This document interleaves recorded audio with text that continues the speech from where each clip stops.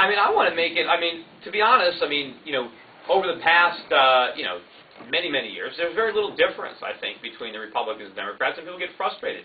On the surface, they pretend that they're different, and they quibble about things, but at the end of the day, they all want the same stuff. They want bigger government. You know, they might argue on how we grow it, but they all want it to be bigger. And the arguments are about, well, should taxes be, you know, 38% or 32%? You know, no one's talking about having a, you know, 0 or 10%.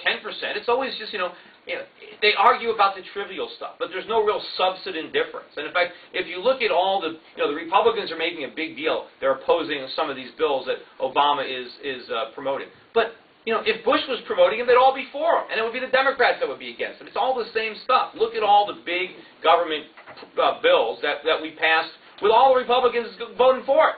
You know, when Bush was in the White House. So what I want to bring to the Republicans is something really different. And to show the people who are independent that if they come and vote Republican, they're actually going to vote for something different. If I, you know, because when people run as Republicans and they say, yes, we want lower taxes. Well, if they don't cut spending, then it's all an illusion.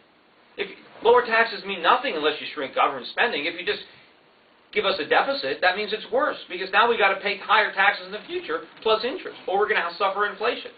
I want people to realize that I'm going to go to Washington and not act like the other Republicans that are there. I'm not going to compromise my position. I mean, even if there are some, you know, philosophically well-intentioned Republicans who have been elected, the problem is once they get into Washington and they get into that culture, they just succumb to it.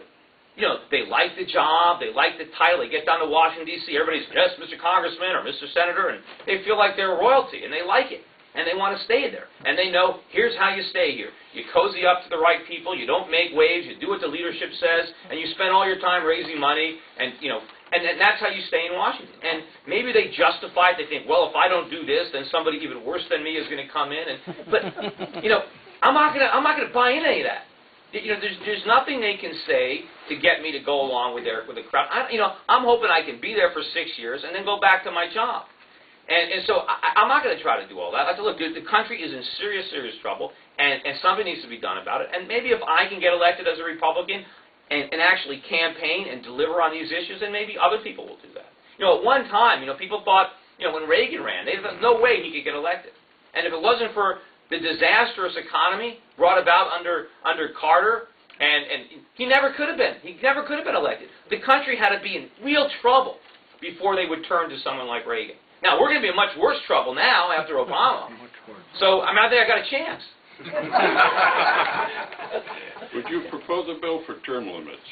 Yeah, I'd be in favor of term limits. I mean, one of the big, I mean, the argument that's made against term limits is that we might lose some good people.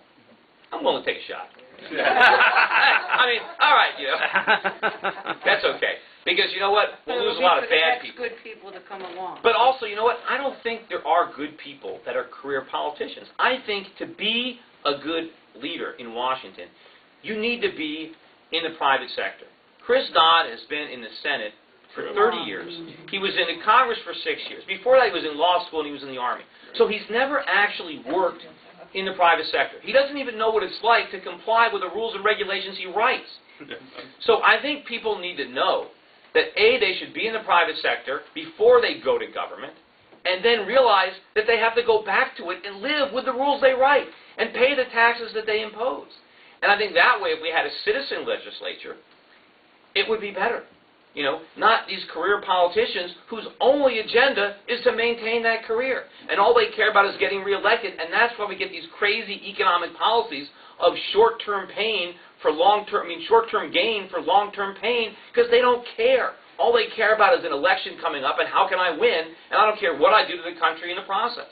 And if we can just get that attitude to stop, and if they're not always thinking about the next election, then maybe they'll think about the country for a change.